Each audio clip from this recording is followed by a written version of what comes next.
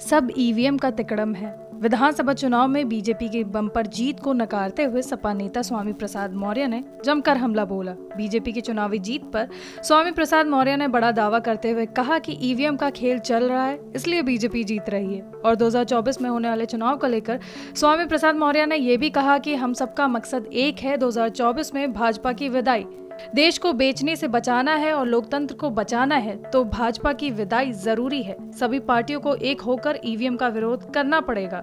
चुनाव ballot paper voting system की मांग भी करनी पड़ेगी। सर आइए से बात करते हैं। सर चुनाव जो है जो तीनों राज्य में बीजेपी ने जीता है, सर इसके बारे में आपकी क्या राय है? जहाँ तक जो इंडिया जो आपकी अलायंस है बनी, इंडिया अलायंस जो बनी है, इस ये कहीं ना कहीं क्या मानते हैं कि आपसी फूट की वजह से जो है बीजेपी वहाँ पे जीती है? देखिए, बीजेपी नहीं जीती है, ईवीएम का तिकड़म जीता है। अगर बीजेपी जीती होती तो बैलेट पेपर वोटिंग में पीछे क्यों है?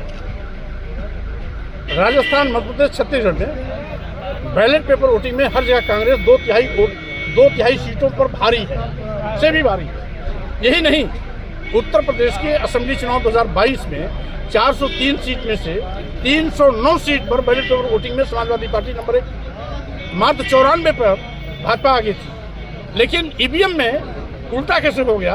तो स्वाभाविक रूप से ईवीएम का खेल चल रहा है, इसीलिए सारी विरोधी पार्टी के लोग मिलकर के बैलेट पेपर वोटिंग सिस्टम को लागू करने की मांग कर रहे हैं। सर यूपी का 2024 में जो है लोकसभा का इलेक्शन में चुनाव है, इसको लेके क्या इंडिया अलायंस या जो सपा पार्टी है आपकी उसकी स्थिति के बारे में बताएंगे, क्या रहेगी उसकी? देखिए, हम सबका मकसद है 2024 में भाजपा की विदाई।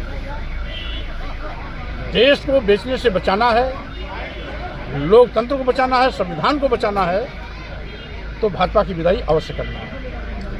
आपकी पार्टी की स्थिति क्या रहेगी? समाजवादी पार्टी आज अलायंस का हिस्सा है। उत्तर प्रदेश के परिप्रेक्ष्य में पीडीए का हमारा फार्मूला चलेगा, लेकिन देश के पैमाने पर हमारा जो इंडिया अलायंस है। सर उम्मीद कितने सीटों की रहेगी आपकी? कुल मिलाकर के भाजपा को सत्ता से बाहर करना है, जितनी भी सीट में काम चल जाए, क्योंकि उत्तर प्रदेश बड़ा प्रदेश है। कोशिश होगी कि हम उत्तर प्रदेश में भाजपा को समेट के रखें।